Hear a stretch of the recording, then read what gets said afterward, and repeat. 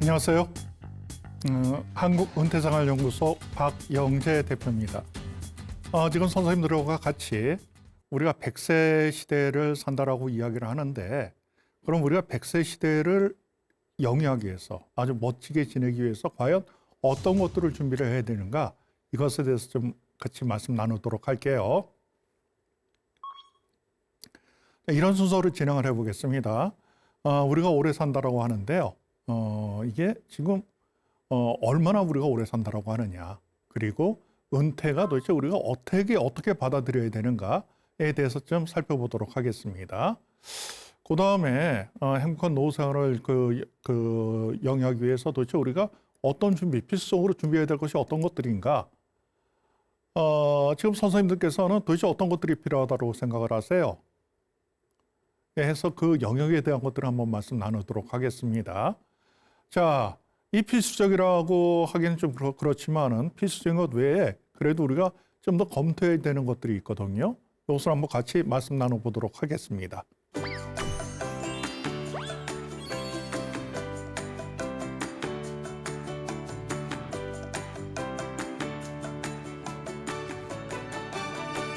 자, 지금 미국에서 아주 재밌는 얘기가 걸려 있어요. 자, 6천억을 건 세계의 대결인데 인간은 최대 몇 살까지 살 수 있을까라는 것을 가지고 지금 내기가 지금 이루어지고 있습니다.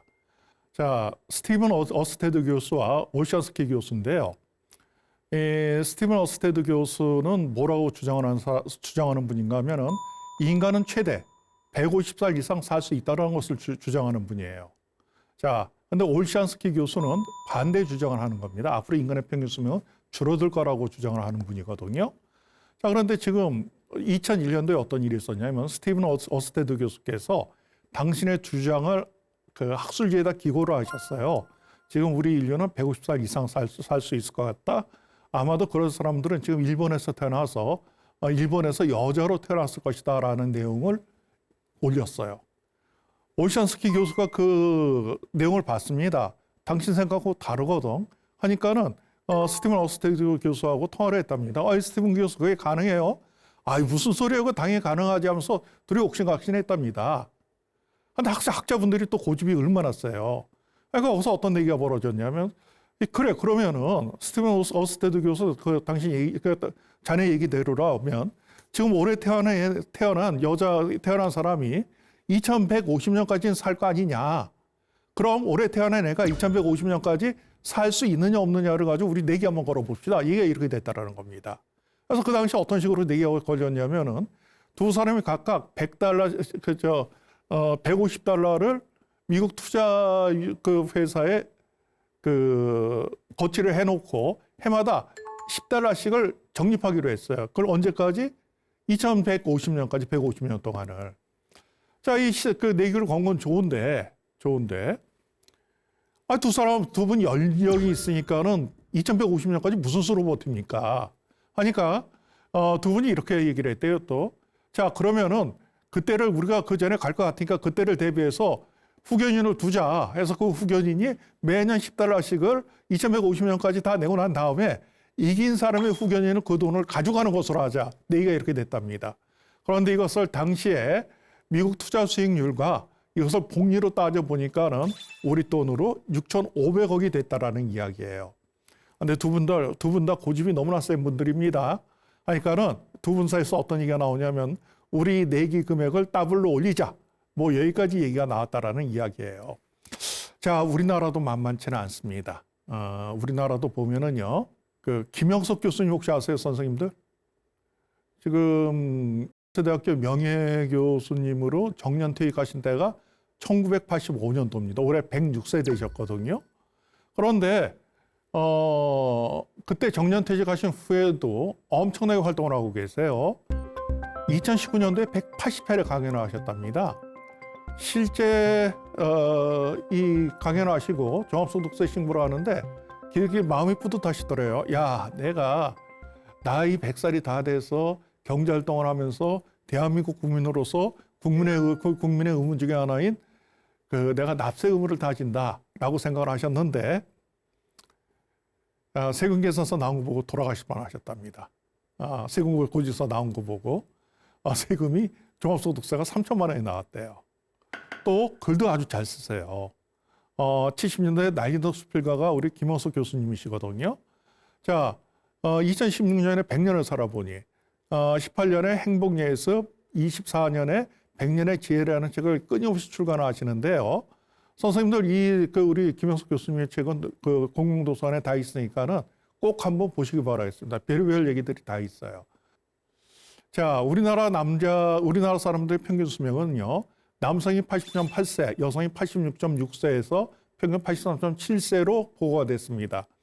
참고로 이 통계는 지난 작년 12월 2일 날 국가 데이터처에서 발표한 인구 통계와 관련된 가장 최신 자료입니다.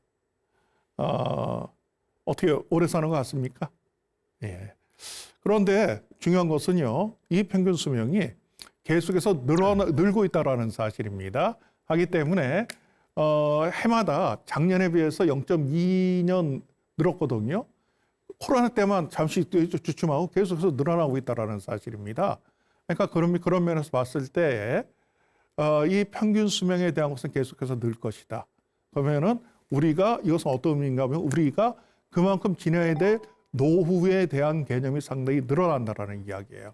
그러면서 여기에서 그러면은 자, 은퇴에 대해서 우리가 어떻게 생각하고 어떻게 받아들여야 될 것인가를 좀 더 한번 생각해 보도록 하겠습니다. 원래 은퇴와 퇴직은 어떻게 구분이 됐었냐면은요. 자, 일이 있느냐 없느냐를 가지고 구분을 했어요. 해서 1980년대에 은퇴와 관련된 저기는 어땠냐면은 주어진 기간 동안 수입이 없는 사람, 퇴직연금을 받는 사람, 1년 내내 직업이 없는 사람으로 정의를 했습니다. 이 로버트 에칠리라는 학자는 은퇴와 관련된 세계적인 학자예요. 자, 그랬지만은 지금은 이 이야기가 틀렸어요. 왜냐하면 80년대만 하더라도 우리가 은퇴하고 난 다음에 지내는 시간이 10년, 길어야 20년이었거든요. 아주 깔끔했어요. 근데 지금은 그게 아닙니다. 기본적으로 30년에서 40년, 재수없으면 50년, 60년을 더 살게 생긴 거예요. 하기 때문에 지금 학자들 사이에서도 은퇴를 했더라도 가능하면은 일에서 손을 놓지 말아라라고 이야기를 합니다. 해서 가교 직업이라는 개념도 생겼어요. 그런데 여기서 일이라고 하지만은 이 일은 우리가 젊었을 때 했던 풀타임으로 죽져사자 하는 일이 아닙니다. 풀타임이 아니라 파트타임으로 또는 스스 소일거리로 수입보다는 내 역할들과 관련된 이런 쪽으로 생각을 해 주셔야 된다라는 이야기죠. 자, 그러면 이런 쪽으로 봤을 때 지금의 은퇴는 어떤 식으로 바뀌었느냐? 자, 단절이 아닙니다. 단절이 아니고 하나의 사회적 역할에서 다른 사회적 역할로 역할이 바뀌는 것으로 생각해 주셔야 된다라는 이야기입니다. 자, 선생님들 김연아 선수 잘 아시죠? 김연아 선수가 은퇴한 시점이 언제인 줄 아십니까? 소치 올림픽 때예요. 2014년. 김연아 선수가 90년생으로 알고 있거든요. 자, 그럼 과연 김연아 선수의 은퇴를 우리가 한번 돌아보자라는 이야기입니다. 김연아 선수의 은퇴가 과연 삶에서의 은퇴입니까? 그건 아니죠. 피겨 스케이터라는 스케이터로서의 은퇴지 삶에서의 은퇴는 아니다라는 사실이죠. 아마도 김연아 선수는 제가 사적인 저기가 없어가지고 잘 모르지만은 친분이 없어서 잘 모르겠지만은 나름대로 본인의 어떤 삶의 목표를 세워놓고 열심히 살아가고 있을 거다라는 이야기입니다. 자, 우리가 오해해서는 안 된다라는 것이 내가 은퇴를 했다고 해서 삶이 끝났다 그건 아닙니다. 우리가 빨리 새로운 역할을 찾아 주셔야 된다라는 이야기입니다. 60세 정년이죠. 선생님도 62세, 교수님들 지금도 65세입니다. 자, 이분들 60세, 62세, 65세 은퇴하고 난 다음에 앞으로 30년, 40년을 내가 어떤 식으로든 시간을 보내야 된다라는 이야기죠. 하니까 그런 면에서 은퇴는 끝이 아니다. 새로운 시작이라는 사실 새로운 시작이고 역할이 바뀌었다라는 사실 명심하시기 바라겠습니다.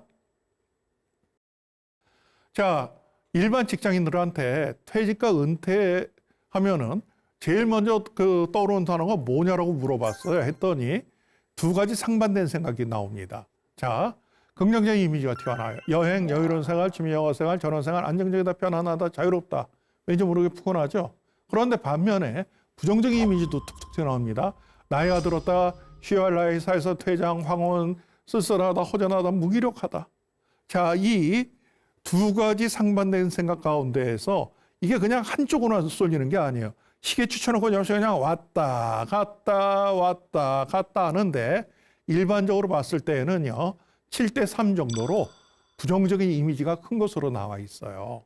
자, 그럼 왜 은퇴에 대해서 긍정적인 이미지보다 부정적인 이미지가 큰 것은 뭐 때문일까요? 여러 가지 이유가 있을 거예요. 그런데 제가 내린 결론은 뭔가 하면은 이 부정적인 이미지는 어떤 실체가 있는 것은 아니에요. 그냥 막연한 두려움입니다. 그게 뭔가 하면 이제까지 내가 익숙한 것에서 벗어나서 새로운 쪽에 내가 은퇴 생활이라는 새로운 쪽에 노출되는 거거든요. 하기 때문에 거기에서는 도대체 내가 어떨까, 뭐 할까 하는 막연한 불안감만 있다라는 이야기입니다. 그럼 이 막연한 불안감을 극복하는 방법이 뭐가 있을까요? 그렇습니다.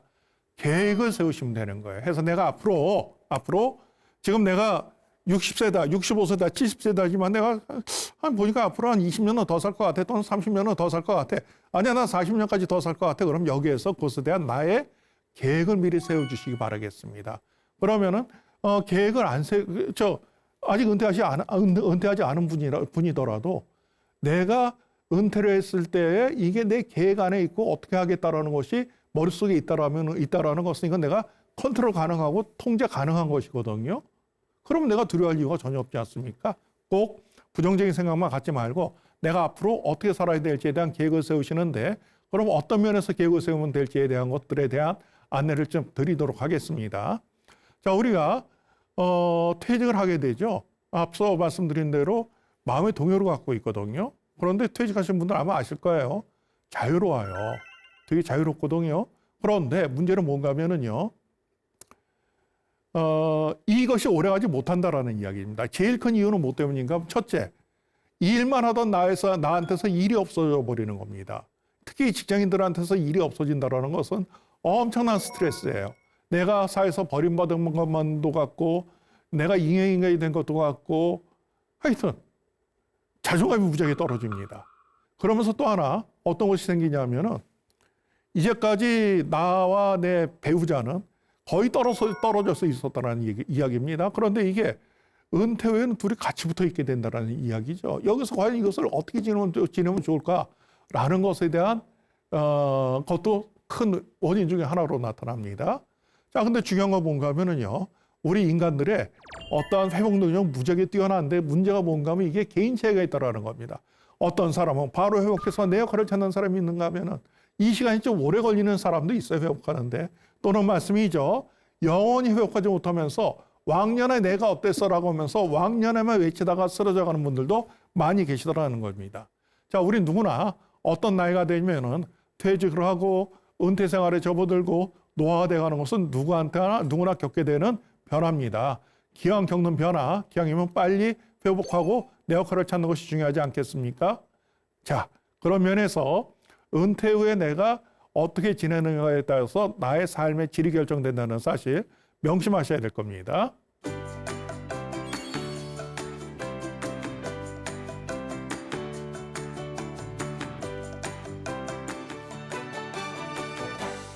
자, 그러면은 여기 참석한 선생님들께서는 행복한 노후 생활을 영위하기 위해서 우리가 도대체 어떤 것을 준비해야 된다라고 생각을 하십니까? 이것에 대해서는 다양한 기관에서의 이야기들이 나오는데 예를 들어가지고 삼성생명 은퇴연구소에서는 레인보우 모델이라고 해서 7가지를 끄집어내요. 생명보험사회공헌위원회에서는 행복수명이라고 해서 4가지를 끄집어냅니다.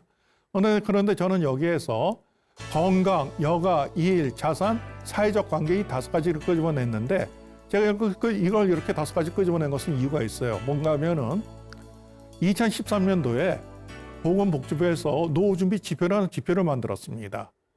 그 당시 말이 많았어요. 뭐 정부에서 이런 것까지 개입을 해라는 그 말들이 많았는데 노후준비 지표를 만든 것은 빠른 속도로 고령사회로 접근하게 되니까 국민들이 너무나 불안해하는 것 같다. 하니까는 이것을 어떠한 지표를 한번 만들어 보자 해서 제대로 준비를 할 수 있도록 가이드를 해주자라는 생각에서 이걸 만들었거든요. 이걸 준비하는 과정에서 그럼 우리가 노후 생활하는데 가장 기본적으로 필요한 것이 뭔가를 봤더니 5가지가 떠오르더라는 겁니다. 그래서 이것들은 지금 이것을 가지고 지표로 만들어 가지고 이 지표는 그 국민연금공단 홈페이지에 이것을 운영을 했어요. 또 국민연금공단에서 노후준비지원센터를 운영하고 있습니다. 자, 그런데 요 5가지 영역에서 우리가 생각을 해야 되는 것은요. 어느 것이 더 중요하고 어느 것이 덜 중요한 것이 아니에요. 다 중요하다라는 겁니다. 그래서 이 5가지 가운데서 하나라도 또는 지나치게 부족한 것이 있으면은 노후 자체가 흔들려 버린다라는 이야기죠. 그럼 반대로 이야기를 하면은 내가 행복한 노후를 위해서 준비는 다음 같은 영역에 대한 것들만 한번 제대로 돼 있는지를 생각을 해보면은 점검해 보면 된다라는 이야기입니다.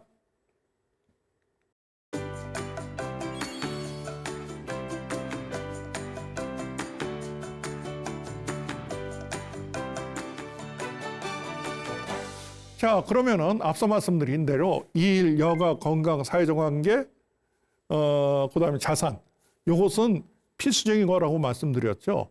그럼 그거 외에 뭐가 필요한가를 봤더니 일과 관련된 대안들이 다양하게 있다라는 겁니다.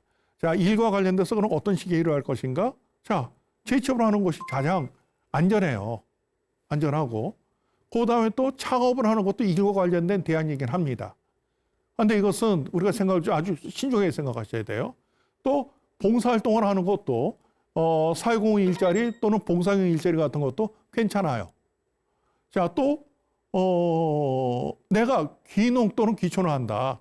이것도 어떤 면에서 일과 관련된 대안이기도 하거든요.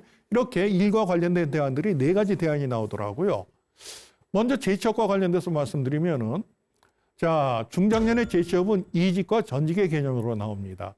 이직은 뭔가 하면은요, 내가 하던 일을 퇴직하고 난 다음에 다른 곳으로 가서 하는 것을 이직이라고 이야기를 합니다. 이게 제일 좋아요. 왜 그러냐면은 내가 이직을 할 수 있다는 것은 젊었을 때의 나의 경력을 인정해 준다는 거거든요. 그러면서 또 이직하는 과정에서 협상의 여지가 있기 때문에 제일 좋은데, 불행스럽게도 우리 대한민국 직장인들 가운데에서 50대 후반 정년하면서 이직한 사람들이 몇 %나 되는가? 뭐 정확한 것이 나오지는 않지만은 일반적으로 봤을 때 5% 안팎이라고 이야기를 합니다.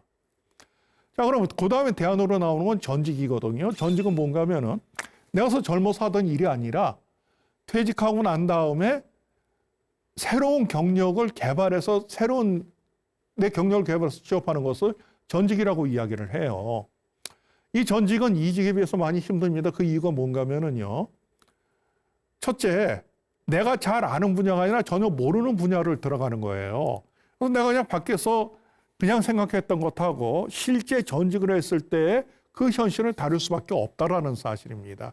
그러니까 전직을 할 때에는 급하게 생각해서는 절대 안 돼요.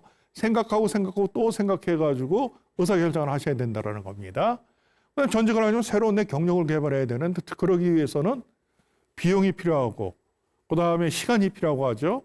그 과정에서 엄청난 스트레스를 받을 거예요. 또 성공적으로 내가 새로운 경력을 개발했다고 하더라도 나는 그 일의 초짜입니다. 자, 하기 때문에 그 나름대로 한계가 있는 거예요. 어떤 말씀인가 하면은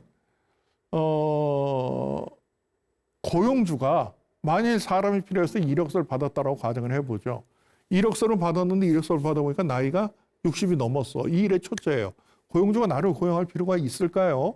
하기 때문에 전직에 대해서는 스트레스도 많이 있고 진입 장벽이 높다라는 사실을 명심하셔야 될 겁니다. 그럼 전직을 하기 위해서는 뭐 어쨌든 새로운 것을 배우거나 뭐를 해야 되는데 여기에서 제가 선생님께 말씀드리고 싶은 것은 뭔가 하면은 정부 지원 정책을 적극적으로 활용하라는 말씀입니다. 예를 들어 가지고요. 퇴직을 해서 또는 정년퇴직을 했다고 가정하죠. 실업급여를 수급하게 됩니다. 그러기 위해서는 하여튼 원통 원치 않던 간에 고용복지 플러스 센터를 방문해야 되거든요. 그럼 방문했을 때 선생님들께서 전직 재취업 지원 서비스를 신청하세요. 이건 어떻게 하냐면 이건 6개월짜리 프로그램인데 내가 신청을 하게 되면은 상담사를 저한테 배정을 해줍니다. 이 상담사는 훈련받은 그 직업 상담사들이에요. 하고 나하고 상담을 하고 내 커리어가 어떠했으니까는 어느 쪽으로 가면 괜찮다라고 해서 방향을 잡고 같이 그 잡 서칭을 같이 합니다. 경우에 따라서는요, 면접을 할 때 동행 면접을 하는 경우들도 있어요. 이게 6개월에 걸쳐서 진행이 됩니다. 내 비용 들어가는 거니까 꼭 신청해 보시기 바라겠습니다.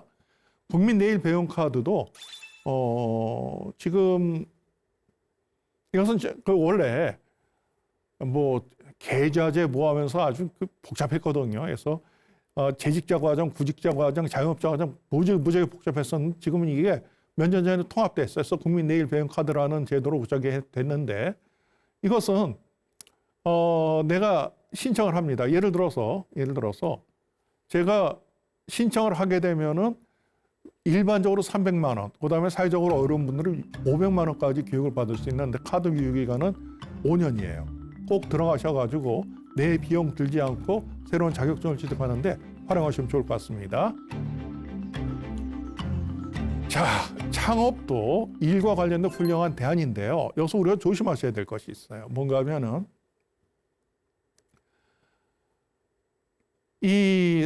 여기 선생님들께서 많이 창업을 하신다면 그 창업 자금은 뭐가 되겠습니까? 어떤 자금 가지고 창업하실 거예요? 퇴직금이나 또는 내 준비된 노후 자금이죠. 그런데 실제 창업 시장의 현실은 어떤가 하면은요, 전체 창업자의 절반이 3년 안에 망합니다. 5년이 지나니까 20% 살아남아 있더라고요.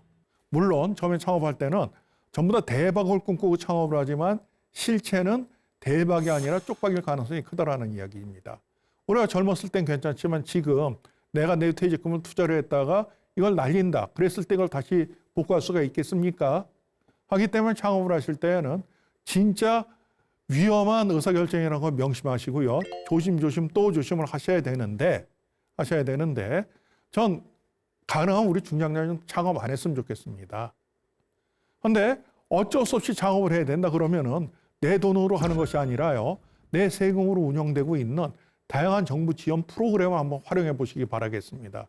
예를 들어서 소상공인 시장진흥공단의 창업 지원 프로그램도 있고요. 신협 기술 창업 스쿨도 있습니다. 1인 창조 기업 같은 다양한 이러한 지원 프로그램들이 있으니까는 요거 제대로 활용해서 한번 창업을 하신다라면은 지원 정책이 어떤 것들이 있는가. 요걸 꼭 염두에 두시기 바라겠습니다. 그다음에 봉사활동과 관련된 사회공헌 일자리 또는 ODA 활동 같은 것도 괜찮습니다. 에서 운영하는 그 가치동행 일자리도 괜찮고요.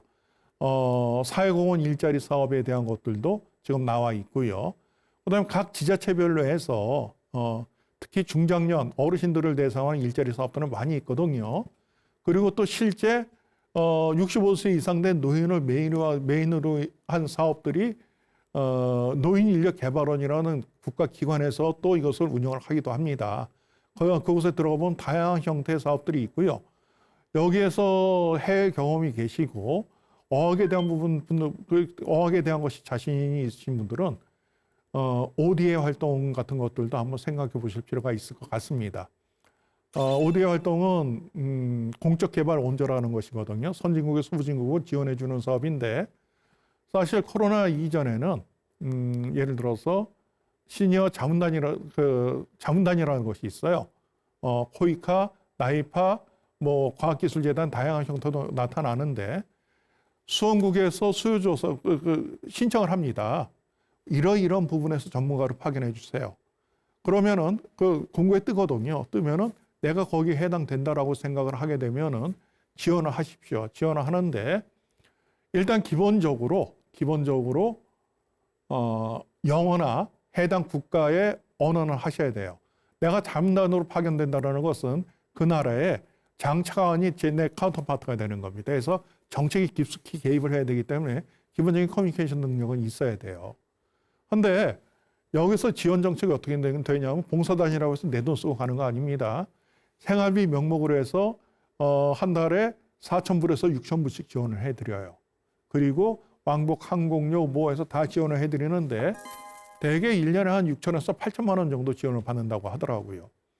기간은 기본적으로 3개월, 6개월에서 1년인데 보통 한 번 가면 3년까지 근무를 하고 오십니다.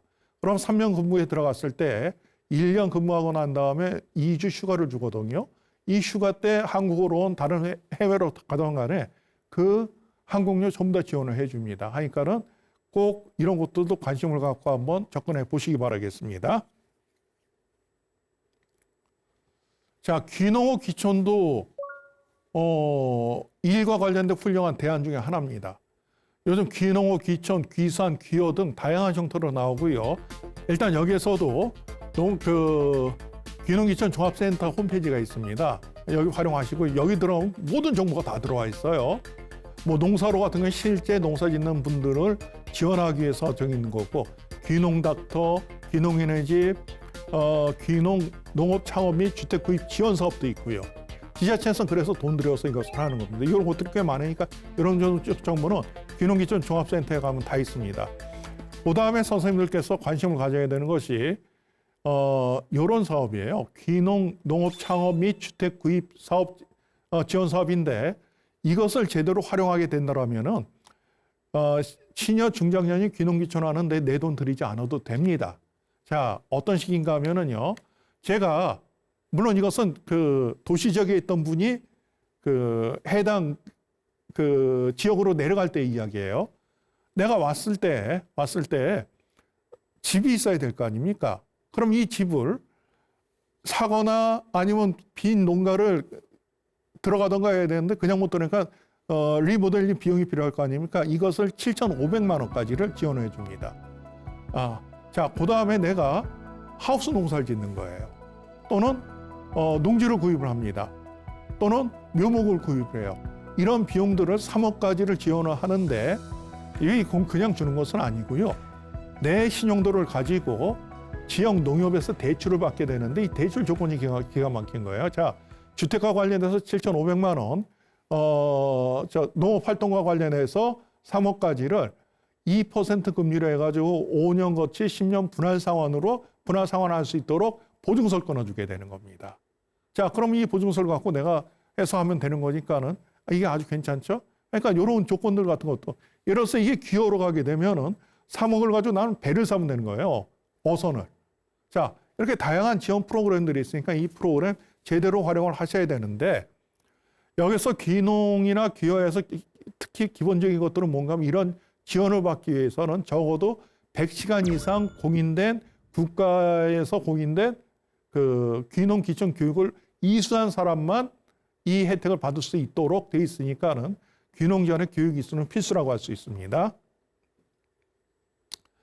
자, 그 외에 앞서서 일과 관련돼서는 재취업, 창업, 사회공헌 일자리, 귀농 귀촌 말씀드렸어요. 여기에서 공통점은 뭐라고 말씀드렸냐면은 전부 다 정부 지원 정책이 있다라는 말씀입니다.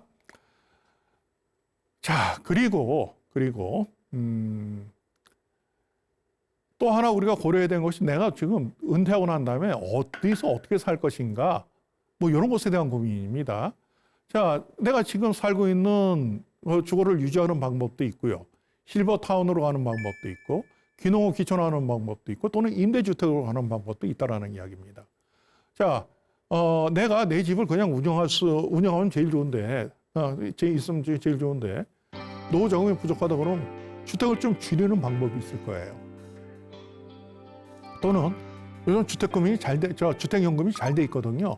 그래서 주택연금을 활용하는 방법도 있다라는 이야기죠. 그러니까는 이런 고민도 하시고, 그 다음에 임대도 방법 중에 하나예요. 민간 임대나 공공임대주택으로 가는 방법도 있는데, 제 얘기를 좀 해드리겠습니다.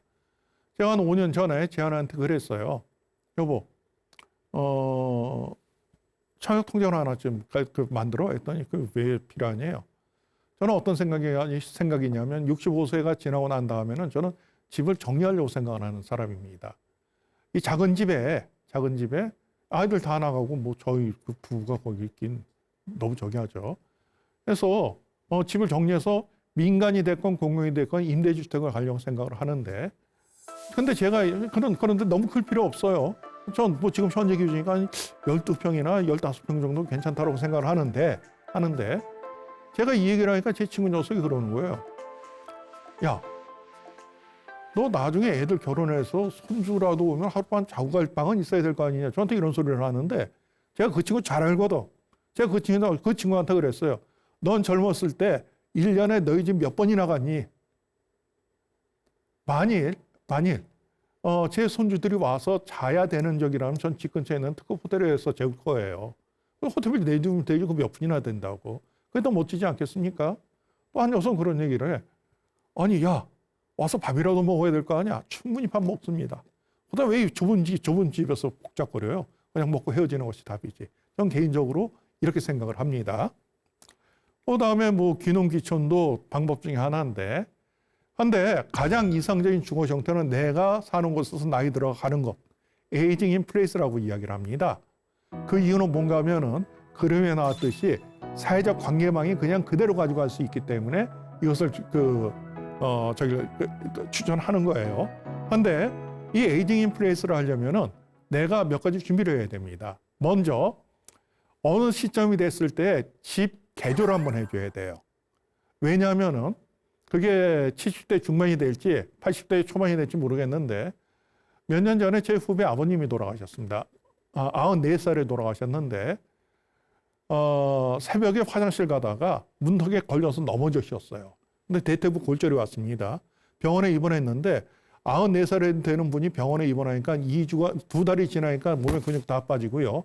3개월 차에 돌아가셨습니다.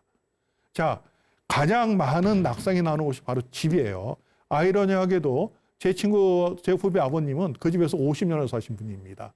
그러니까 나이가 들어서 반사 능력이 떨어지다 보니까 그런 일이, 살던 집에서 그런 일이 벌어지는 거죠. 그러니까는 내가 살 수 있게끔 리모델링 공사를 해줘야 되는데 거기서 몇 가지 원칙이 있습니다. 몇 가지 원칙이 있는데 첫째, 일단 제일 낙상사고가 많이 나오는 것이 화장실입니다. 화장실에 욕조는 없어야 돼요. 그리고 샤워 시설로 바꿔야 되는데 앉아서 할 수 있는 샤워 의자를 꼭 비치해 줘야 됩니다. 그리고 수전유는 이렇게 당기고 누르는 것으로 해야 되고 바닥 미끄러워서는 안 됩니다. 그리고 또 문턱은 없애줘야 돼요. 문틀은 넓어야 됩니다. 왜? 내가 어느 시점이 지나면은 휠체어를 끌 수도 있다라는 이야기거든요. 자, 이런 것들을 감안한 유니버셜 디자인, 그 다음에 경계가 없는 디자인을 반영해가지고 리모델링을 해줘야 된다라는 부분들입니다. 자, 마지막으로 평생 배우는 평생 학습이에요.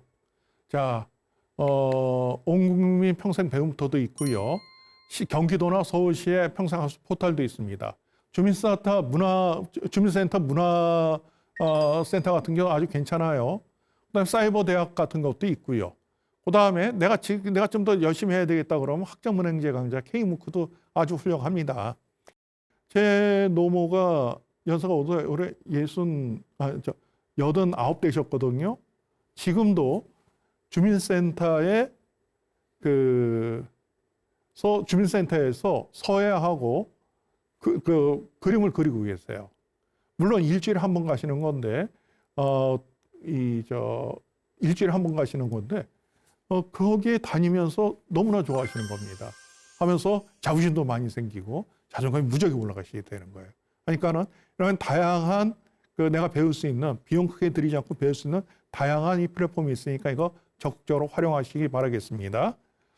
자, 일단 우리가 행복한 노후 생활을 영위하기 위해서 필요한 것들, 필수적으로 필요한 것들 5가지를 말씀드렸습니다.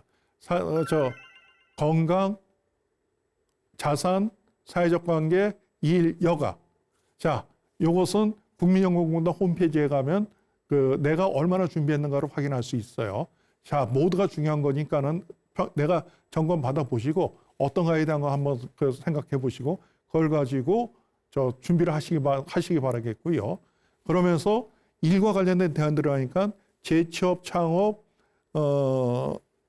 사회공헌 일자리, 귀농업 귀촌도 일에 대한 대안인데 여기서 공통점들은 전부 다 정부 지원 프로그램이 있다고 말씀드렸습니다. 요거 정확하게 확인하시고요.